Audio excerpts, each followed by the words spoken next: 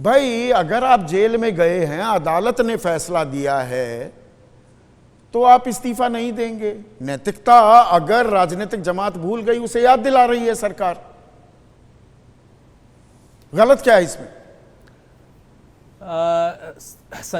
संदीप भाई, ये नैतिकता याद दिला रही है या ड्रैकोनियन लॉ है?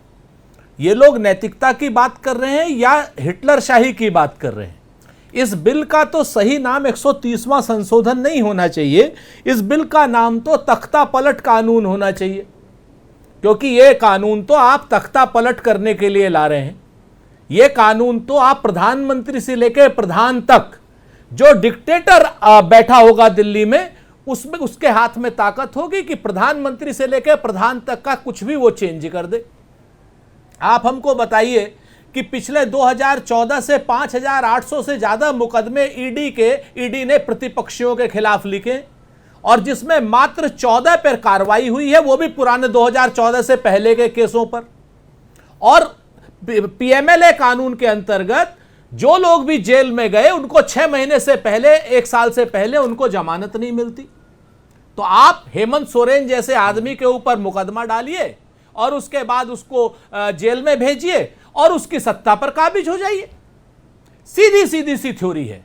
और मैं आपको बताऊं, यह बिल तो राजीव गांधी के पंचायती राज का भी उल्लंघन है। राजीव गांधी जी की आज जन्म तिथि है, हम लोग सब लोग उनको पुण्य स्मरण कर रहे हैं। उस आदमी ने एक कलम से पंचायती राज विधेयक ला करके एक दिन में एक कलम से 29 लाख नए राजनीतिक पद पैदा किए थे। 29 लाख।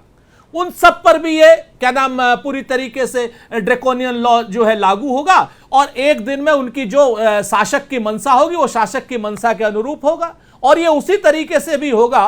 पूरे देश को कश्मीर बनाने की ये तैयारी कर रहे हैं कि कश्मीर में जैसे मुख्यमंत्री को नजरबंद कर दिया और उसके बाद सारा का सारा शासन राज्यपाल के अधीन हो गया।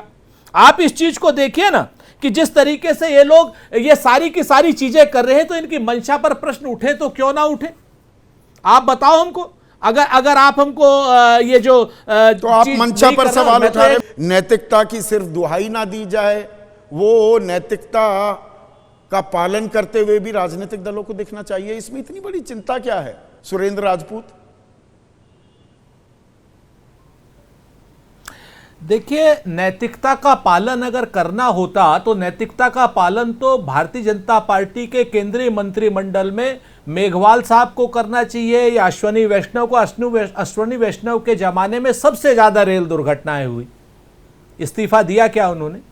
नहीं दिया। खैर, मुद्दा ये नहीं है। मुद्दा तो आधी बात मैंने कह दी थी, उनको मैं रिपीट नहीं करूंगा। आतिशी की बात को मैं रिपीट नहीं करूंगा और आपकी बातों को भी मैं रिपीट नहीं करूंगा।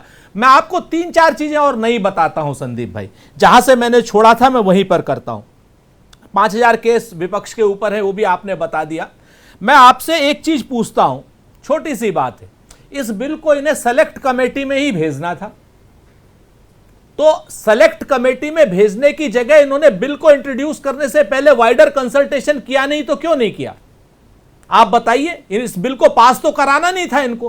पहले इन्होंने कहा था ये बिल इंट्रोड्यूस करेंगे, हम सेलेक्ट कमेटी में भेजेंगे। इसका मतलब क्या है? इसका मतलब यह हुआ कि आपकी निगाहें कहीं हैं और निशाना कहीं है।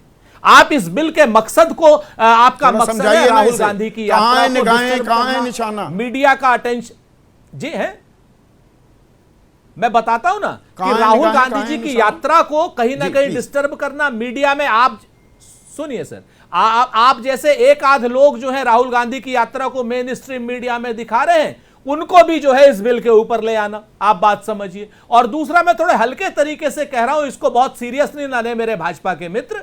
कहीं ऐसा तो नहीं ये बिल अमित शाह ने इसलिए पेश किया हो कि 75 साल के नरेंद्र मोदी हो रहे हैं 17 सितंबर को, अगर वो नहीं नीचे उतरे तो उनको भी 30 दिन का करके कहीं चलता करने की तैयारी तो नहीं है अमित शाह जी की। ये जरूर आप देख लीजिएगा। ये बहुत इंपॉर्टेंट बात है अमित, क्या नाम संदीप भाई, ये खुलासा आपके उसमें है, लेकिन हल्के ढंग पर है। अब आप एक चीज को देखिए ना कि विधायक को 30 दिन की जेल हो जाएगी, और विधायक को जब जेल होती है उसका तो उसकी विधायकी भी आगे जाने लगेगी।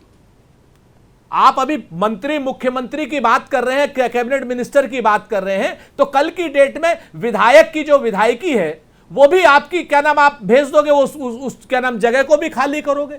मूल रूप से ये लोकतंत्र पर कब्जा करने की तैयारी है।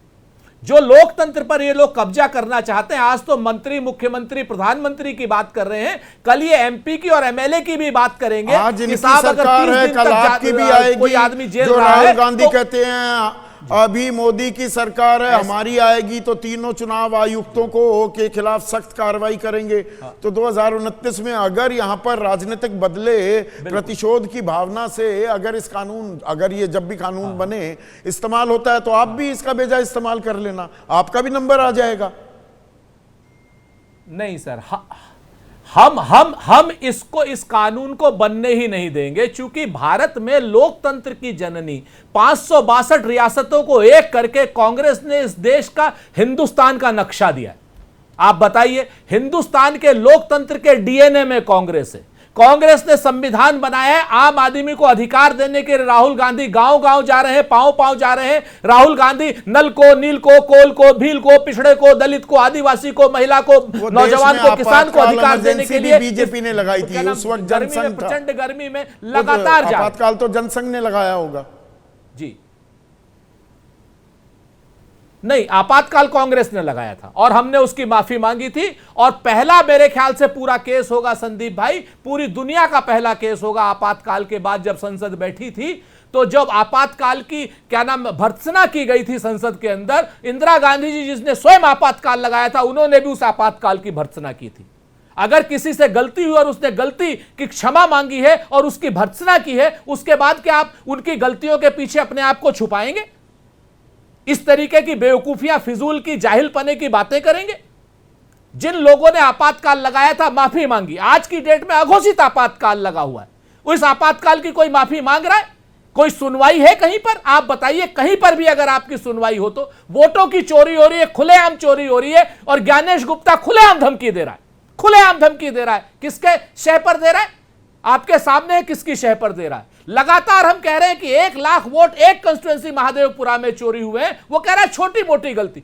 20% वोटर लिस्ट फ्रॉड है। मानसिकता तो आपके नेता ने भी दिखा दी, धमकी, धमकी का जवाब तो धमकी दिया है कि देख लेंगे, हमारा नंबर आएगा, आपको टांग देंगे। कुछ यही अंदाज था ना ये कहना कि हम सख्त कार्रवाई करेंगे ज्ञानेश गुप्ता और बाकी दो चुनाव आयुक्तों पर भी। नहीं, ये अंदाज नहीं था। नहीं संदीप भाई, ये अंदाज नहीं था। उनको ये कहा गया कि आप विधि सम्मत काम कीजिए, कानून सम्मत काम कीजिए, वरना कानून आपको जब आप रिटायर भी हो जाएंगे तब भी खोज के लाएगा। क्यों? किसी अपराधी को नहीं खोजा जाना चाहिए। ओसामा बिन लादेन को कब खोजा गया था? आप ये मत सोचिएगा मैं ज्ञानेश गुप्ता की ओसामा बिन लादेन से तुलना कर रहा हूं, कहीं आज की डेट में ऐसा भी हो जाता। मैं आपसे बोल रहा हूं, अगर कोई अपराधी है, अपराधी अपराध करके छुपेगा नहीं, कानून उसको पकड़ेगा। और ये बात राहुल गांधी ने धमकी में नहीं की, ये तो कानून यहाँ पर वही अपराधी कोई भी आरोप।